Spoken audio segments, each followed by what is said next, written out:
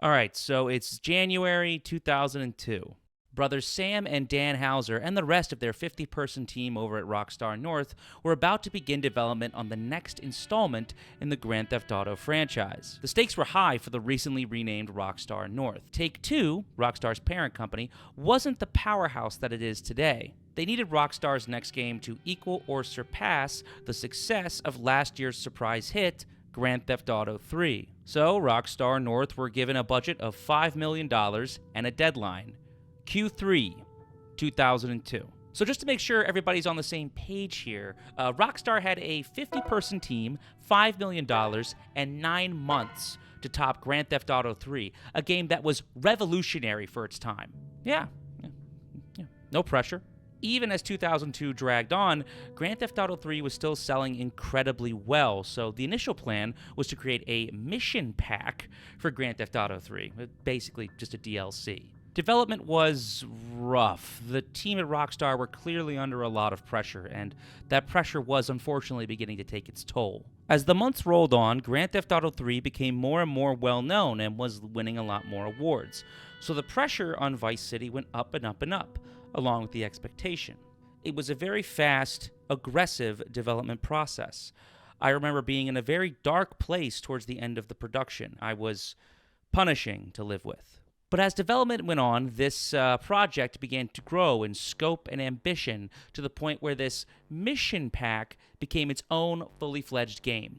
Instead of dicking around Liberty City as Claude, this new game would feature a new protagonist, dicking around a 1980s version of Miami. By the time that Vice City was revealed and a release date was given, Grand Theft Auto 3 had already become a certified classic, eventually being added to PlayStation's Greatest Hits collection alongside such fan favorites as MX vs. ATV Unleashed and Need for Speed Underground 2.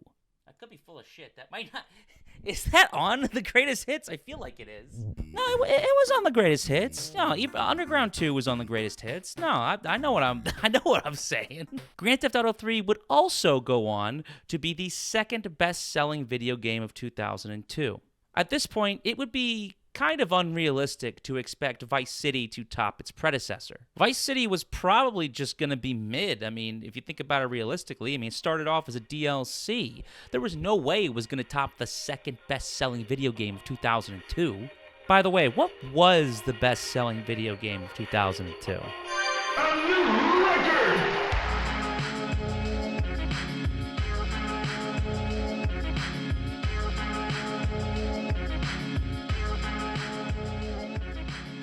In case you're just joining us, welcome. I'm Sam Billiams. I am currently on a mission to dig up every single mainline Grand Theft Auto entry, starting with 3. I skipped 1 and 2.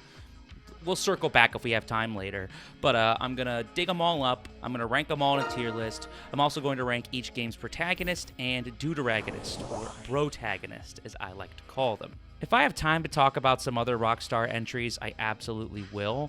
Like, I would love to talk about Red Dead Redemption. I would love to talk about Bully. I gotta finish all these before Grand Theft Auto 6 comes out. Unless it gets delayed again, I can already feel like I'm kind of running out of time. We just got done talking about Grand Theft Auto 3, and now we're moving on to talk about what is often considered one of the most iconic games of the 2000s, Grand Theft Auto Vice City. Tommy Vercetti? Shit. Didn't think they'd ever let him out. It's 1986, and Sonny Forelli, a powerful mob boss in Liberty City, voiced by Tom Sizemore, is currently looking to expand the family business south into Vice City to capitalize on the burgeoning drug trade. To help get this new business venture off the ground, Sonny enlists the help of local lawyer Ken Rosenberg, played by William Fichtner, and Tommy Vercetti, an old friend of his who's just been released from prison. We're not immediately told what Tommy did to land himself in prison, but whatever it was bad enough that Sonny thought they were never gonna let him out. And simply him being present in Liberty City after committing whatever crime he did to get put in prison was gonna be bad for business. So Tommy heads down to Vice City and meets up with Ken, where they both oversee a multi-million-dollar drug deal on behalf of the Forellis.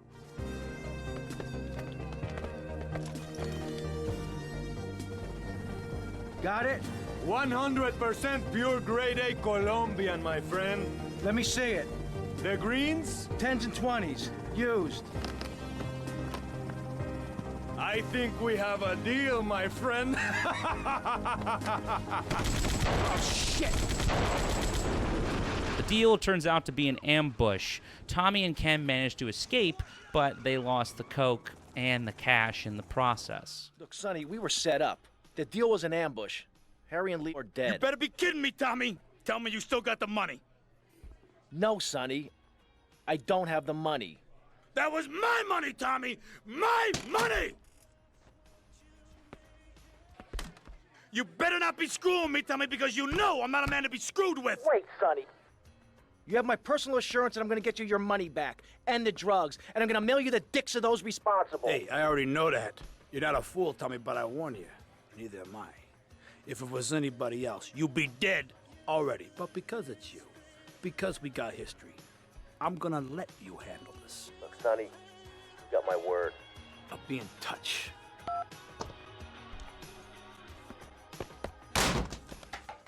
That's the loudest fucking phone ever. Why was that so loud?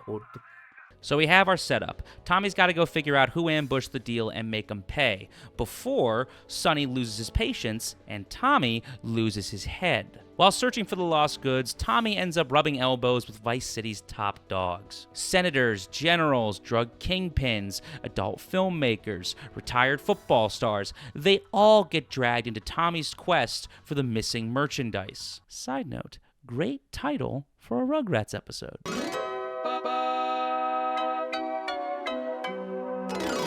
I have a confession to make. I never beat this game growing up. I never even owned it, actually.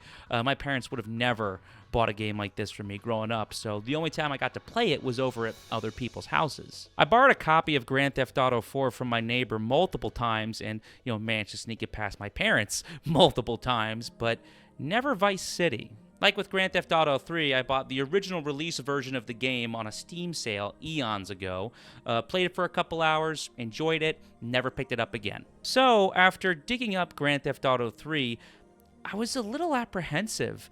I mean, I assumed that the gameplay was just copy and pasted from Grand Theft Auto 3, which it is. Back when I played this game as a kid at other people's houses, all we ever did was drive around and get in shootouts with the cops. We never touched the story. I didn't remember much about the map beyond the vibe that it gave off. I remember liking Tommy. I remember liking the radio stations. That's about it. What if this game's aged horribly? I mean, graphically it has. That's not a shocker. The 80s aesthetic is completely played out in the year 2026, and that's most of Vice City's appeal. What if this game just hasn't held up? Thankfully, my apprehensions were totally misplaced. Vice City has held up shockingly well.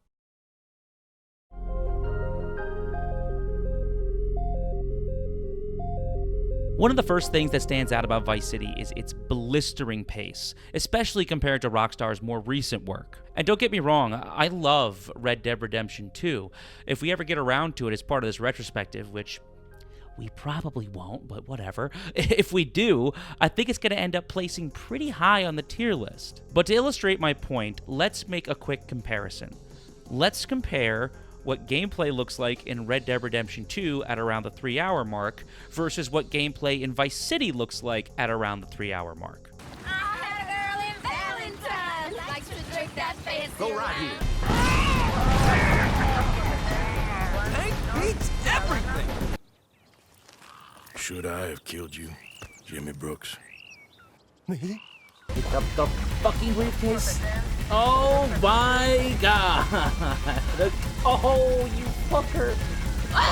Let's get your ass back here! Jesus Christ. I have like 5 health. Don't shoot me, don't shoot me, don't shoot me. Don't fucking shoot me, you dicks. Oh, Jesus. Shoot me, don't do it. Don't. God damn it. I'm not trying to say that less is more and that, short games are always better than long games. Nothing like that. Red Dead Redemption 2 also aims for a completely different vibe, which benefits greatly from a slower, more relaxed pace. But I find Vice City incredibly refreshing for being the opposite. Modern AAA video games can often become these massive time commitments that border on being a full-time job, especially open-world games and RPGs. Red Dead Redemption 2 is the poster child for this. Vice City's cutscenes are short, sweet, and to the point. Its missions are challenging, but mostly fair, and they almost never overstay their welcome. It's an 80s power fantasy, and its pacing reflects that. And Vice City is absolutely a power fantasy. Tommy Vercetti is a one-man army with an arsenal of sports cars and weapons to choose from. And when I say choose from, I mean steal. Move, idiots. Holy shit.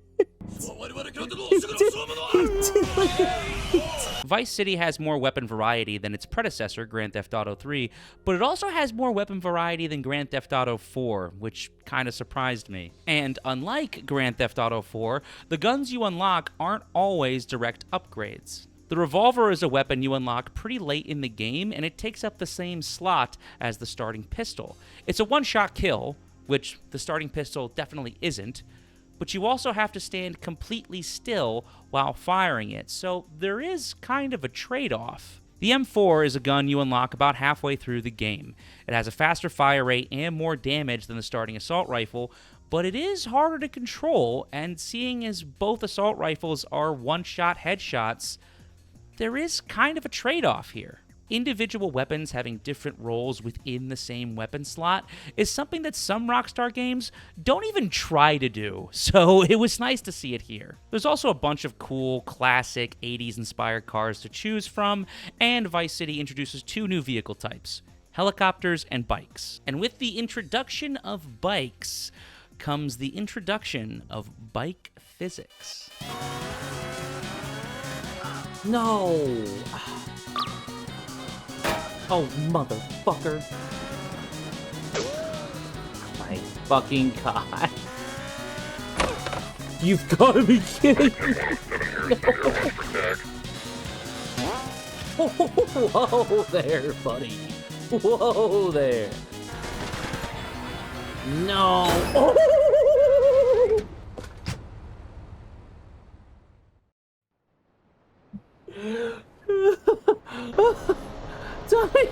Tommy got flung. Oh my god. It's also worth noting that the cars in Vice City are much easier to drive than in Grand Theft Auto 3, while still retaining their quirky physics. It's a nice middle ground between the arcadey physics of Grand Theft Auto 5 and the, let's just say, divisive physics of Grand Theft Auto 4. Vice City adds even more variety to the sandbox with its missions. The moment-to-moment gameplay rarely switches up. I mean, it's still Grand Theft Auto. You're still just going to be running around shooting people and stealing cars. But the bizarre adventures that Tommy and the gang get into add some hilarious context to the carnage, whether you're selling drugs out of an ice cream truck or trying to outrun the French government.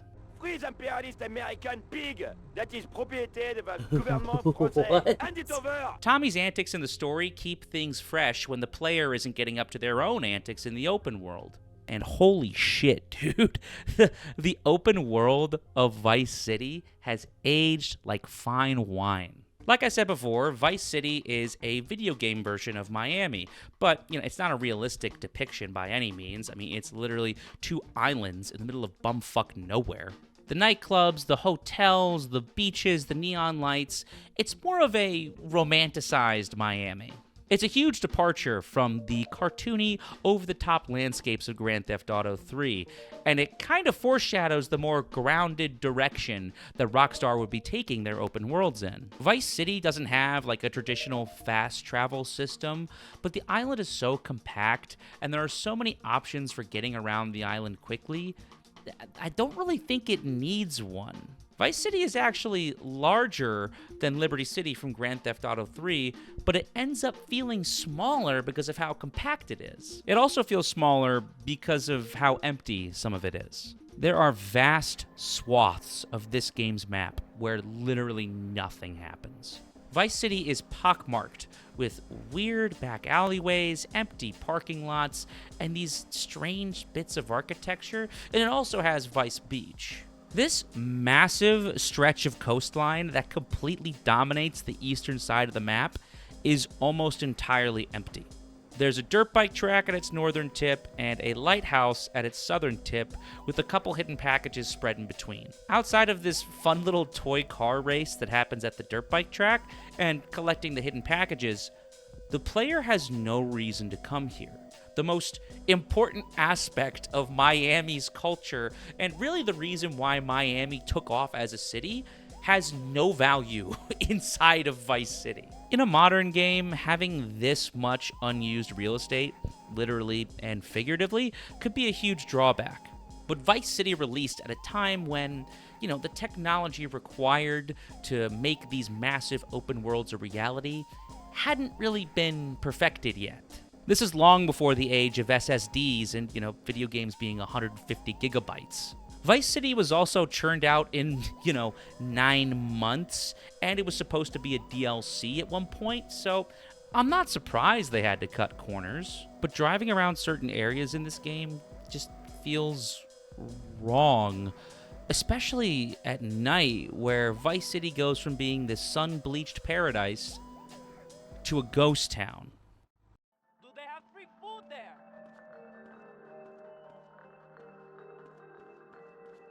You can't escape it, can you? This is like the weirdest liminal space I've experienced in my life in any video game. This is so trippy. North Point Mall is the epicenter of this game's strangeness. There's a couple of story missions that take place here and a rampage mission. There's also shops you can visit, so the mall serves a function. But there's something off about this place.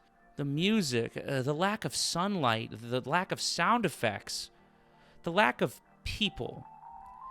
North Point Mall is legitimately creepy. North Point Mall, Vice Beach, and Vice City's other liminal spaces give the game this kind of dark undertone, which, if you know anything about Miami's history, kind of fits. I'm sure the developers never even intended for these areas to feel like uncanny valleys, but they add an insane amount of character to Vice City's world.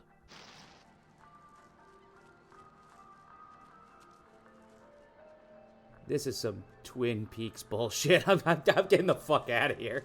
A world that is, admittedly, completely unoriginal. You know the old saying, there's nothing new under the sun? That's Vice City's mantra.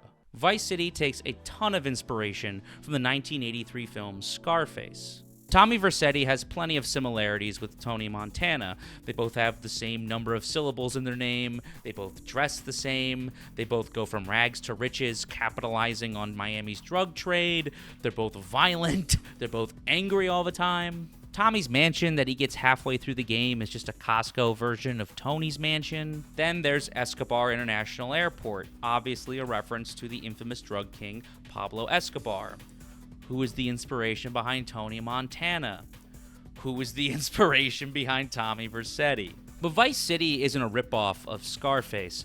It's a ripoff of Miami Vice. Let's take a look at Lance for a second. Lance, one of Tommy's associates, has a striking resemblance to Rico Tubbs, one of the main characters of Miami Vice. They even sound kind of similar. That's because that is the same actor playing both roles. Oh, way to go, tough guy. Beat him to a pulp. That should make him real chatty. Hey, no offense, but when it comes to security leaks, this town of yours ain't exactly Pentagon South. Now, did Rockstar just copy and paste Rico Tubbs from Miami Vice into Vice City? No, of course not. They're completely different characters. And they have completely different backstories. In Miami Vice, Rico's brother Raphael gets killed during a botched drug deal, so he teams up with the show's protagonist to get revenge on the killer. Hey, man, why don't you get off of yourself? You know, this investigation is dead in the water without me, man. You need me, Crockett. In Vice City, Lance's brother Vance gets killed in a botched drug deal, so he has to team up with the game's protagonist to get revenge on the killer. No need to go all Lone Ranger on my ass. The way I see it, we two hombres in a strange town. We need to watch each other's back. Wait a minute. Let's just get out of the Miami Vice wormhole now, or we'll be here all day. Going into detail on all the Easter eggs and references in this game would require a separate hour-long video. There's the nuclear submarine hiding off the coast, BJ Smith is O.J. Simpson, the list goes on. But these Easter eggs and references never felt distracting. It never felt like Rockstar were just running out of ideas or were just cynically copying other media. I think that's partly because of the satirical nature of Grand Theft Auto. Grand Theft Auto takes place in this weird funhouse version of the United States, where Rockstar have carte blanche to poke fun at American culture and politics. They have to reference something in order to do that. But these lifted ideas in Vice City are so numerous and make up so much of the game's plot and setting that it doesn't feel satirical. Instead, it feels like Rockstar is simply paying homage to what inspired them, and it's honestly kind of admirable. You can tell that Rockstar have a deep love and appreciation for the art that they're emulating and the era it takes place in. This reverence for the past really sets Vice City apart from the other games in the series. You know what else sets Vice City apart from the rest of the games in the series? The radio stations. Rockstar perfectly encapsulated the music of the 80s while still bringing the heat. It's just banger after banger after banger in this game. The music in this game does so much heavy lifting when it comes to establishing the vibe and the aesthetics of Vice City. It's a huge improvement over Grand Theft Auto 3, but in my opinion, Vice City's story is the biggest improvement over Grand Theft Auto 3. Vice City's boilerplate story is predictable, but it's still better than whatever is going on in Grand Theft Auto 3. The characters are generally likable and memorable, no doubt due to all the fantastic actors that provided their voice work for this game. Tommy, in particular, is just such an improvement over Claude, even though it might not be that fair to compare them. Tommy is confident, decisive, and has his own agency outside of the player's influence. We'll talk more about Tommy in a little bit, but he's a great protagonist. The cutscenes are another huge improvement over Grand Theft Auto 3. Obviously, the graphics in these cutscenes and the game in general have not aged well. The character models and the lip syncing in this game in particular, they're rough. They're pretty rough. You're looking hungry, Tommy. Do I know you? Hush now. One more thing and I can his face.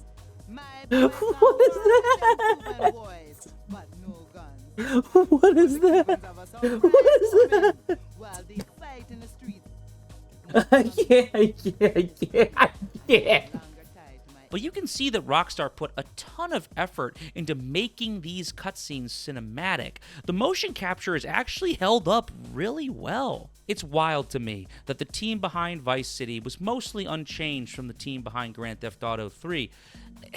Because there's just such an insane leap in quality between these two games. You'd be forgiven for thinking that this was made by a completely different team.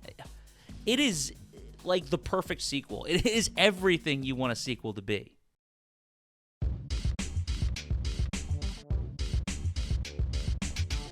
Vice City inherits a lot of its imperfections from Grand Theft Auto 3. Just like with Grand Theft Auto 3, the original release version of this game is no longer available for purchase. You can still purchase the Definitive Edition, which comes bundled with all three of the classic games.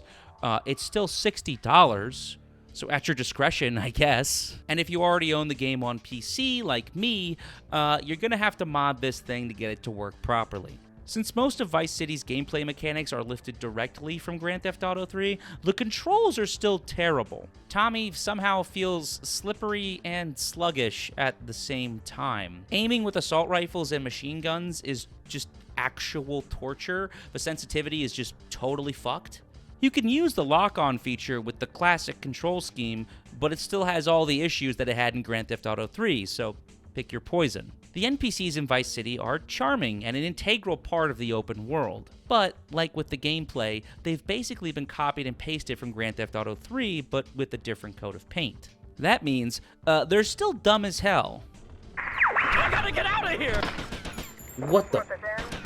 By the gods, there is a psychopath on the loose.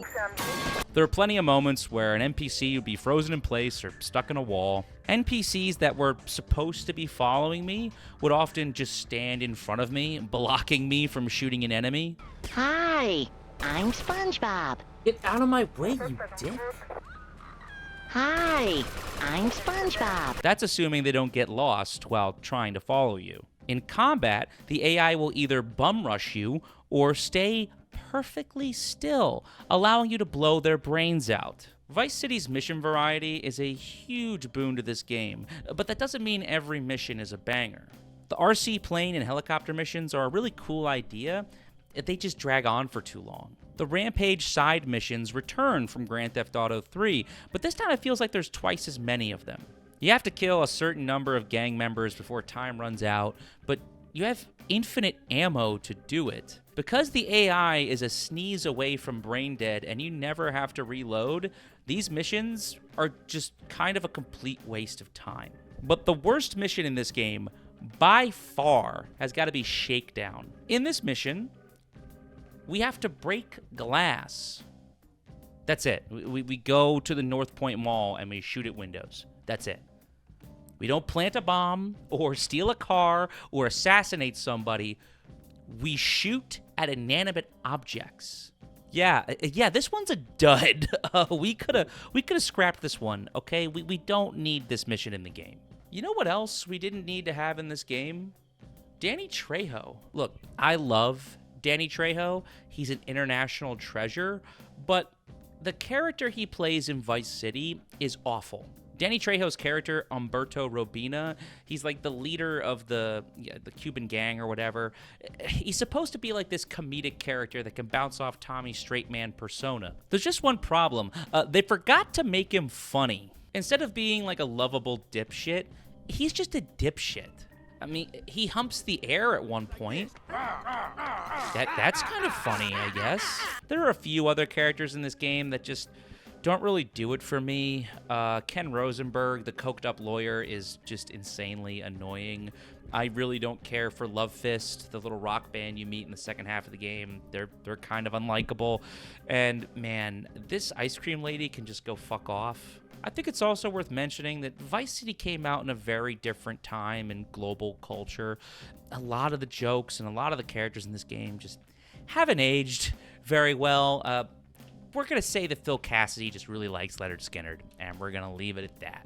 But it's still wild to hear some of the cringy dialogue, some of the racial stereotypes, and the juvenile humor that pervades Vice City and Rockstar's early work in general, and know that in a few years, they'd be writing stuff like this. Ooh, that's funny. For a dumb yokel, you're a very funny guy. Yes, and for an annoying dick, you're really an annoying dick. Well, at least I took them. And where did these opportunities get you, Michael? They got me right fucking here. The end of the road. With a big house and a useless kid, and I'm stuck talking to you because no one else gives a shit. Oh, I'm living a dream, baby. And that dream is fucked. It is fucking fucked. We can't fight change. Can't fight gravity. We can't fight nothing. My whole life, all I ever did was fight. Then give up, Dutch. But I can't give up, neither. I can't fight my own nature. That's a paradox, John. When I'm gone, they'll just find another monster. They have to. Because they have to justify their wages. I mean, you got to start somewhere. I just think it's funny that they started like this. Hey, the vodka bottle's got wires coming out here. That's no vodka. That's moonshine. Fire to blow!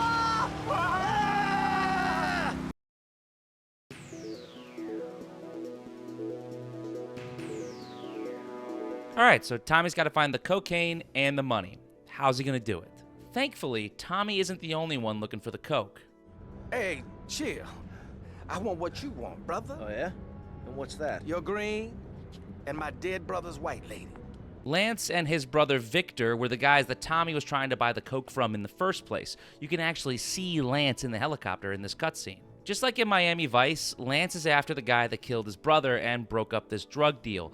Tommy is after the same guy, so they reluctantly agree to work together. Lance conducts his own investigation while Tommy pulls some favors with Vice City's major players in exchange for more info on who stole the merchandise. Tommy works for a retired Army colonel named Juan Cortez while also flirting with his beautiful daughter.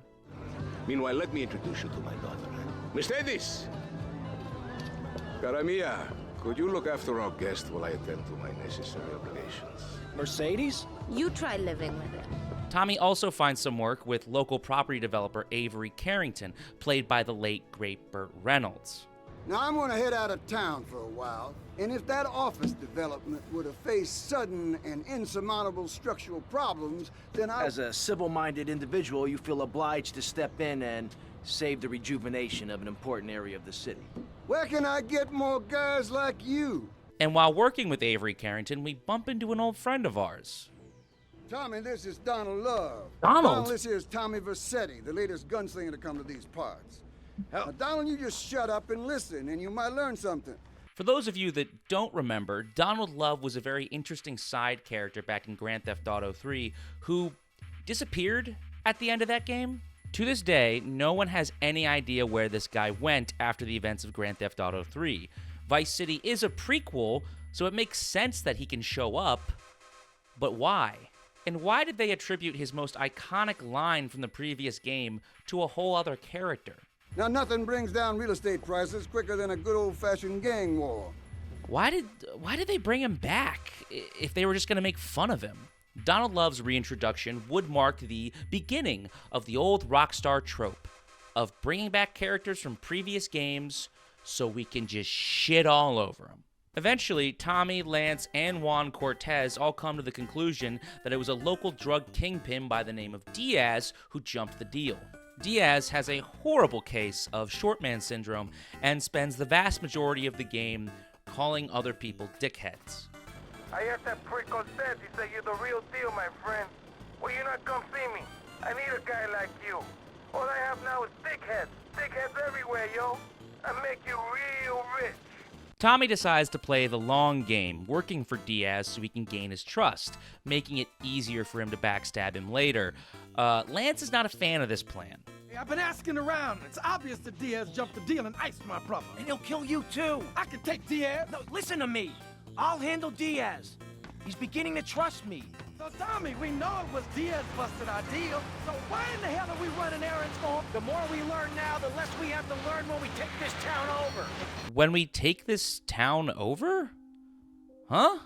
Yeah, I thought we were doing all these missions and working with all these scummy people to make some money and figure out where the coke went. But Tommy's been hinting at his true intentions the entire time. No one does this to me. No one. You follow him from his apartment, and you see where he goes. Later, we will kill you. This asshole thinks he can mess with me? If this is the best Vice City has to offer, this is gonna be easy. There are a couple other moments in this game where Tommy has these schemes that he's percolating in the background without the player's knowledge. I personally love it when Rockstar keeps the player in the dark about certain plot details in their games, and clearly Rockstar enjoyed doing it too. I ain't had time to ask. What really went down back there on that boat? We missed you. That's what happened. Come on. Okay, new plan. Kill Diaz, take over the town, tell Sonny to go fuck himself. Yeah, I'm down with it. I have no problems with this. Lance is also down with the plan, but unfortunately he runs out of patience and decides to try to kill Diaz himself. All right, Mus. I'm gonna save your Vera, mate. What the hell are you talking about?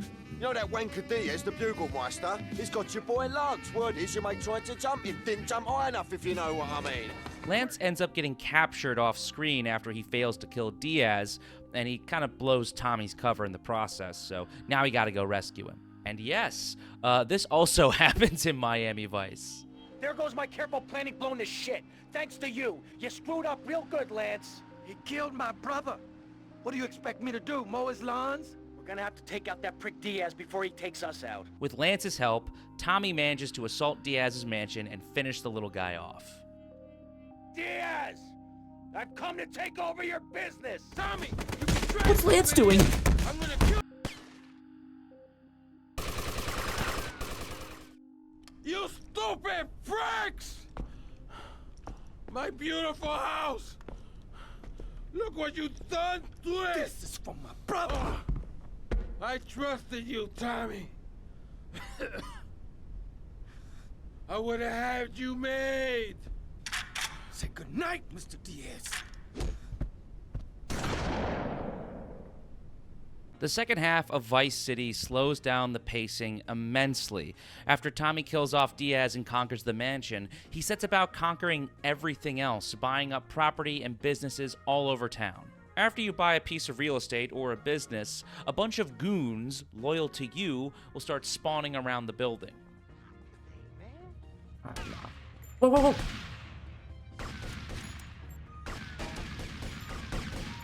Jesus Christ, they've like herded them into a corner. It's horrifying. The businesses that you purchase will generate passive income that you have to go and physically collect. The home stretch of this game, and yeah, we're already at the home stretch. I told you, this is a very short game. The home stretch of this game ends up feeling like a victory lap. It's like it's one last chance to explore the island, you know? One last chance to find all the hidden packages. One last chance to meet all the strangers and freaks that populate Vice City. Strangers and freaks that we've been getting glimpses of since the beginning of the game. And while the general pacing of the game does kind of take a nosedive, which is a shame because it's one of my favorite aspects of the game, the missions you unlock by purchasing these properties are some of my favorite missions in the game. For example, Tommy buys this ice cream factory thinking that it's just a regular ice cream factory, but it ends up being a front for drug dealers. The ice cream is a front. We distribute other non-dairy products. So, naturally, Tommy volunteers to help distribute the product. Another great example, Tommy buys this cab company that's in a bit of a turf war with a rival cab company. New management, the Fatidic gang, is gonna make sure we get no trouble, capiche? This turf war ends with an honest-to-God boss fight with a taxi driver who's in this weird souped-up Mad Max version of a taxi cab. It's time for Kaufman's Cab's guardian angel to eat some fender. But my favorite property missions are the film studio missions. Tommy buys this film studio and meets one of its directors, Steve Scott, Grand Theft Auto's version of Steven Spielberg, played by the late, great Dennis Hopper. There's a lot of really great dead actors in this game. It's kind of sad. But unlike Steven Spielberg, Steve Scott makes films for a more adult audience. Tommy kind of ends up being the film's executive producer, securing new talent and advertising the film's release. Why'd you get in this business, you prick? Huh? For the pussy. That's why. He also blackmails an elected official who may or may not be Grand Theft Auto's version of Jeb Bush. But when it comes to advertising, Tommy thinks the best way to get people's attention is to do a publicity stunt. So Tommy, who at this point has to just be batshit insane, decides to take this motorcycle into this office building and then start jumping from skyscraper to skyscraper. After going full Travis Pastrana, Tommy decides to use a spotlight to project an image of the leading lady's breasts onto the side of this building.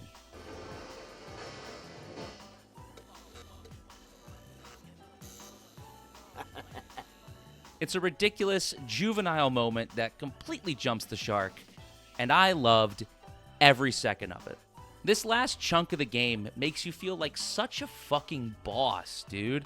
Like, Tommy's just going around town, collecting his money, saying hi to his goons who are killing random passerbys on the side of the road, and using that money to buy more properties so he can do it all again. Like, you really do feel like you're rising through the ranks of this criminal society. By the time you buy the Malibu Club, Tommy's turned into the kind of character that other Grand Theft Auto protagonists would work for. Tommy and the player have finally made it to the top. Unfortunately, Sonny's not very happy about it. Tommy, remember me? Hello, Sonny. That's right, Sonny. We're all friends. You never write me, you never call. Don't you want to be friends no more? I've been busy trying to sort things out. You didn't give me a lot of support down here, Sonny. Oh, my fault, is it? Well, I've heard you've been busy, all right. Busy killing drug barons, busy taking over. Don't forget about us, Tommy, because I can assure you, I ain't forgotten about you. Tommy. Sonny. Obviously, you are suffering from hearing problems, so I'll try again. Where's the goddamn money? Where's the goddamn stuff? And where's my cut? Are your new action? You're making an idiot out of me, Tommy, and I'm not laughing yet. Oh. Okay, what's the emergency? Oh, Tommy.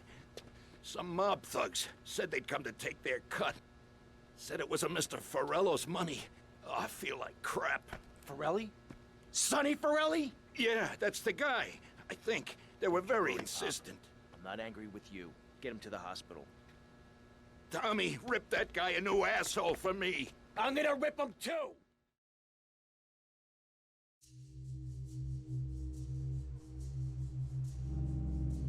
But before we move on to the finale of Vice City, I want to circle back and talk about Tommy for a bit. There's this really interesting interaction that happens after Tommy buys the print shop on the second island. Mr. Vassetti? Hey, you bought the old print works? Yeah, my old man used to work on these. I used to spend the evenings with him cleaning the rollers.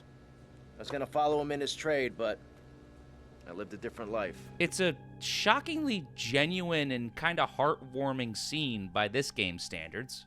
This mention of Tommy's childhood and his interactions with the print shop owner are some of the only little tidbits of Tommy lore that we get in the game. We get another little snippet of Tommy lore when he's working for some bikers. Yeah, I've been part of a family before, all right? It didn't work out. Yeah, right, but this family takes care of its own. We don't ask a man to do the dirty work and then let him do 15 years hard time. Yeah, that's right, I've done my homework. 15 years is a long time. Tommy missed out on the prime of his life while he was in prison. It's no wonder he's a psycho. His angry outbursts, his attraction to violence, the way he objectifies women and people in general, it makes a lot more sense now. It makes his dialogue with the print shop owner legitimately heartbreaking. Tommy's pining for a life that he didn't get to live. Rockstar would expand on these emotions and these themes with characters like Arthur and Nico, but with Tommy, this is all we get. Outside of these little tidbits of lore, Tommy is exactly who he appears to be. He's a violent, self-absorbed, narcissistic psychopath. On paper, this would be a very hard character to root for. In practice, it's easy to root for Tommy because he's voiced by Ray Liotta. In retrospect, it's very bizarre to me that they chose Ray Liotta for the role of Tommy Vercetti. I mean, I know why they did it. Ray Liotta's been typecast in gangster films for basically his entire career, and Rockstar were clearly fans of Goodfellas. But whenever I watch Ray Liotta in a role, I'm always shocked at how physical his acting is. His body language is always so emotive, and he brings this intense energy to every role that he's ever done.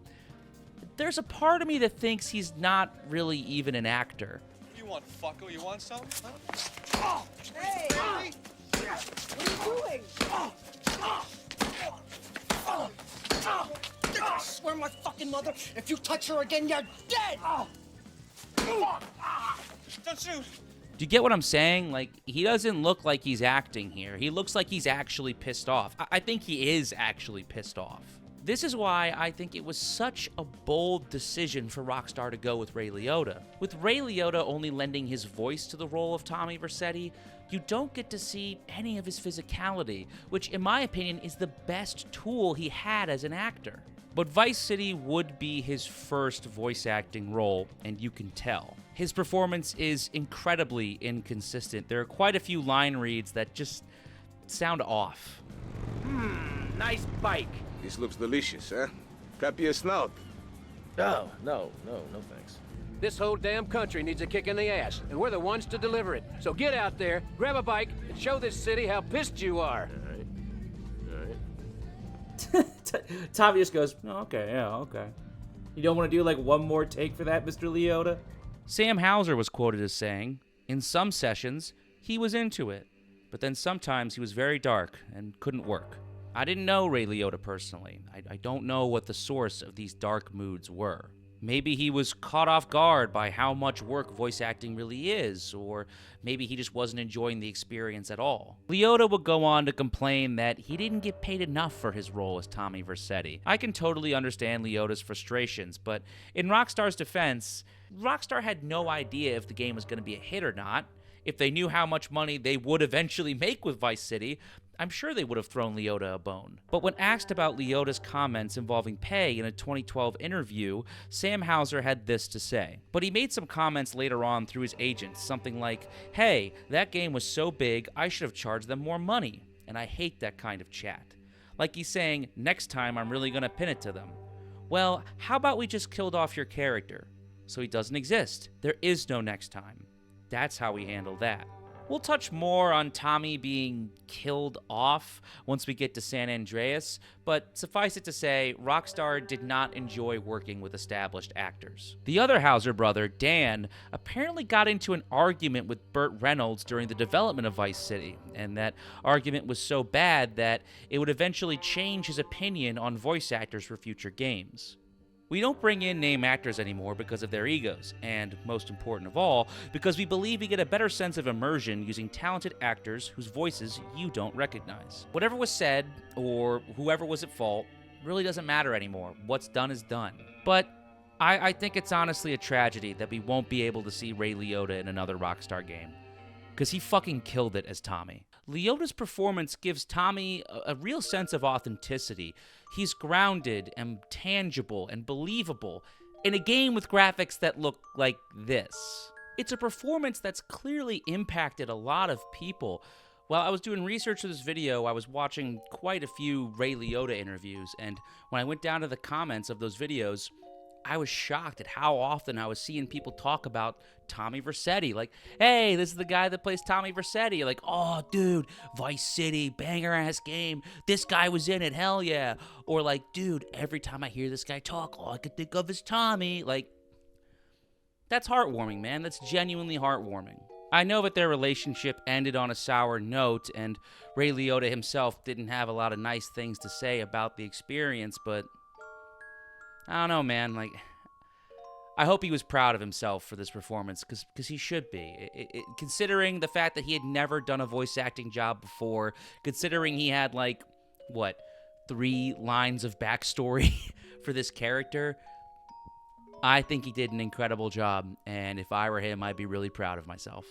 I can't imagine Tommy Vercetti being voiced by anybody else.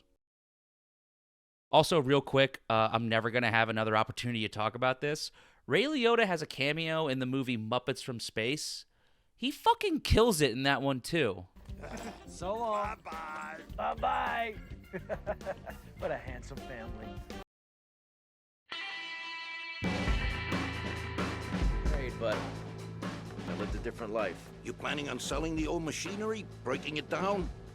I'm thinking we might print something. A newspaper, a magazine. Oh, crap, Sonny. Low-grade crap. I've always fancied printing money. It ain't too hard. You know... Lance, what the hell's going on? It's your friends up north, Tommy. They ain't too happy you capped their man. They're coming down to see the business today. They took longer than I thought. Guys, we gotta make this final. We gotta leave no doubt that this is my operation. Mine! Ken, you get the first run of counterfeit cash and put 20 mil in briefcases. Lance, you get the guys together. Was Tommy always planning to pay off Sonny with counterfeit cash, or was this just quick thinking from him? Either way, it's not a terrible idea. I mean, Sonny might not even care if the money's fake or not, as long as it looks legit.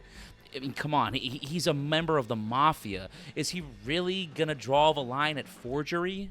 You know, Tommy, I did what I could for you. I pulled strings, called in favors. I was your friend, Tommy.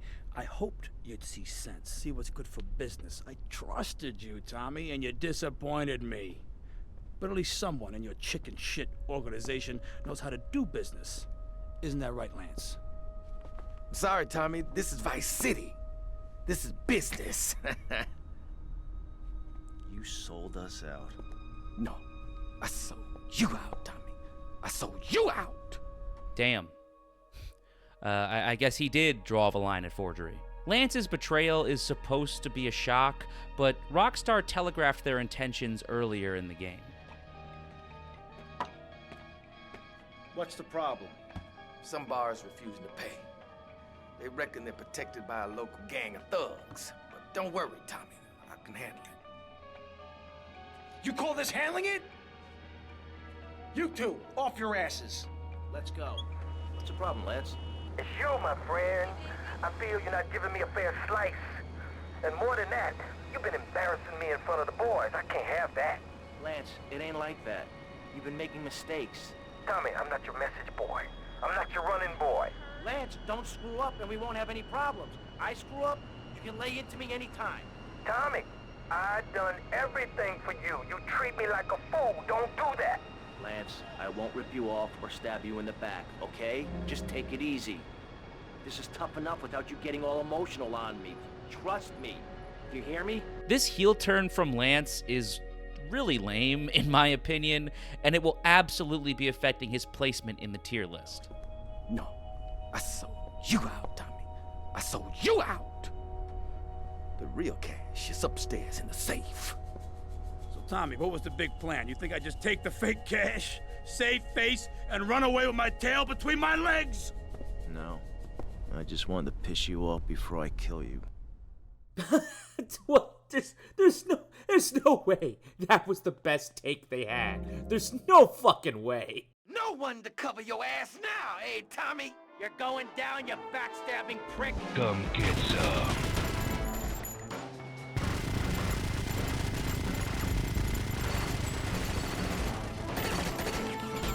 Come here, you double-crossing piece of shit! You hit me, Tommy! History!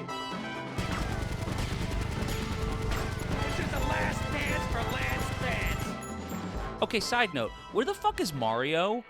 Where the fuck are my goons? Back in free roam, your fucking goons spawn inside the mansion, and now that I'm fighting for my life against infinitely spawning shitheads, they're nowhere to be fucking seen.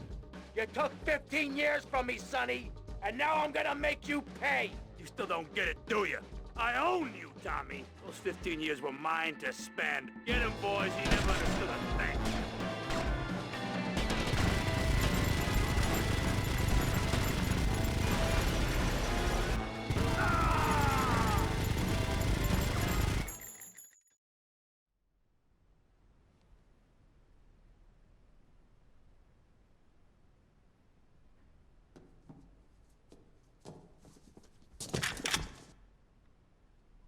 Tommy?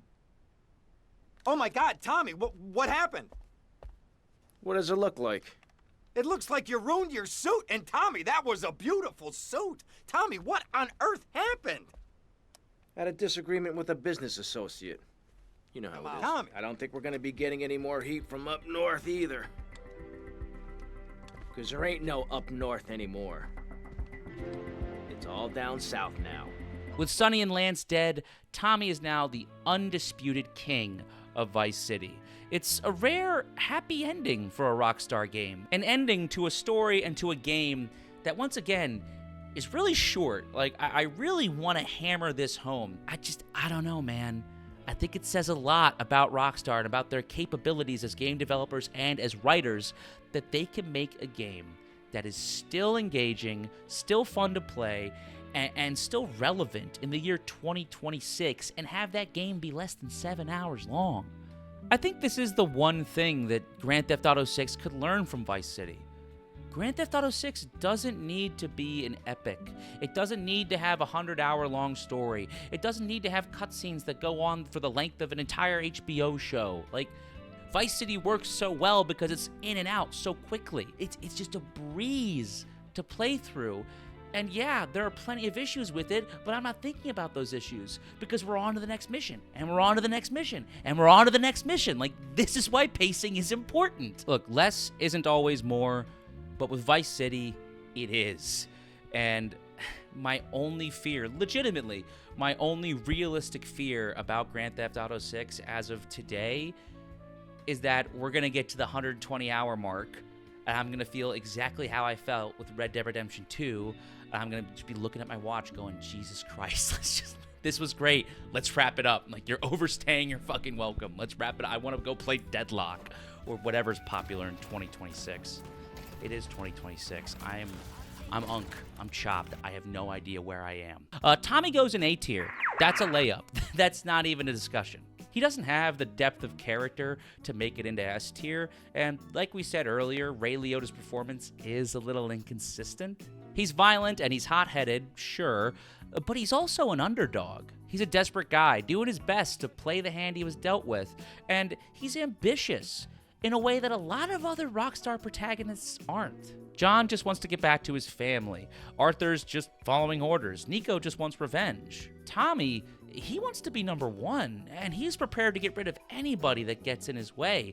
Watching him go from this dead man walking to being king of Vice City is so fucking satisfying. Yeah, Tommy belongs in A tier. It's a layup. There's no argument. It's a layup. Now, who's the deuteragonist or the brotagonist?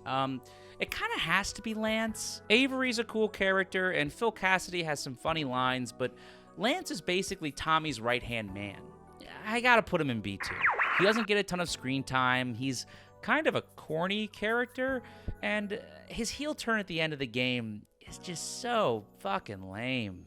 He's not a bad character, but he's not great.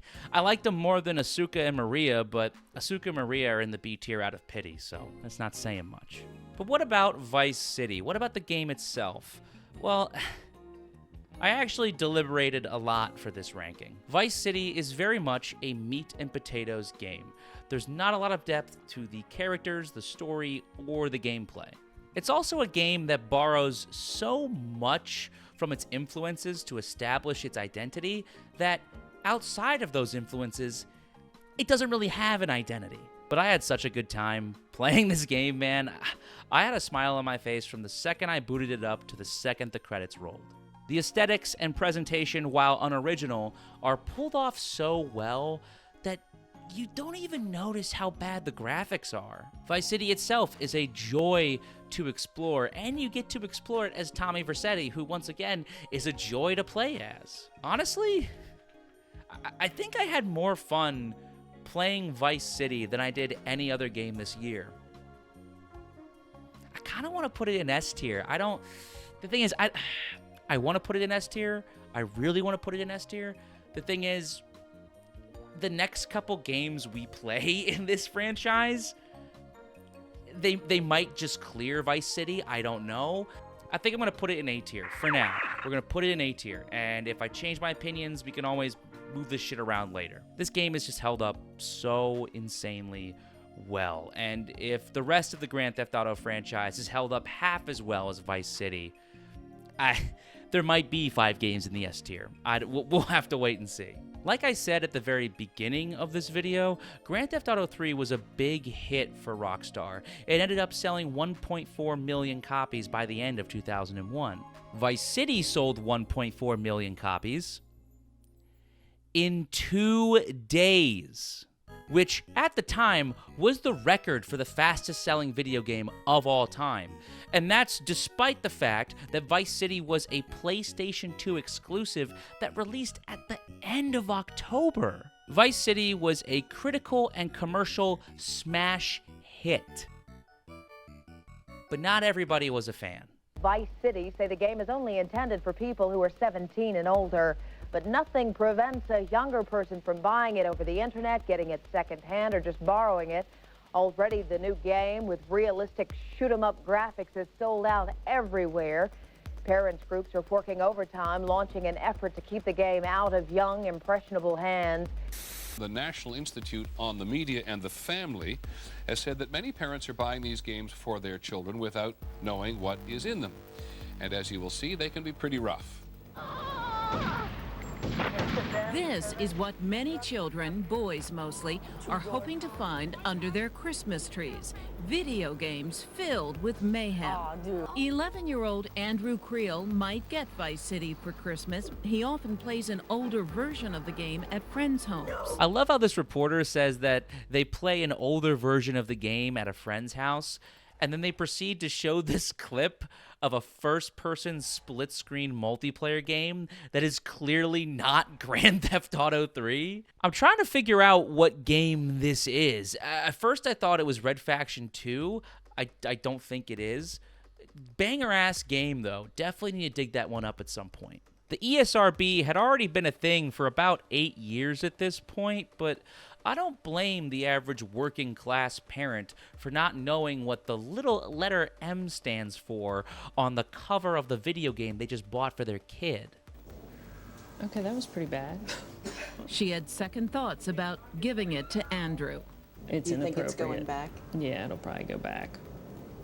But he'll still play it. Things were going to be different for Rockstar moving forward. Disgruntled parents, members of clergy, even members of Congress would put a target on Rockstar's back over the content of their games. On the flip side, fans of Grand Theft Auto would only set the bar higher for the next game. Take-Two would give Rockstar a bigger budget and more time to develop the sequel to Vice City, but now their expectations were even higher as well. I don't think anybody would have been surprised if the next Grand Theft Auto title didn't live up to these lofty expectations. Rockstar had just released 2 of the defining games of the 2000s in back-to-back years.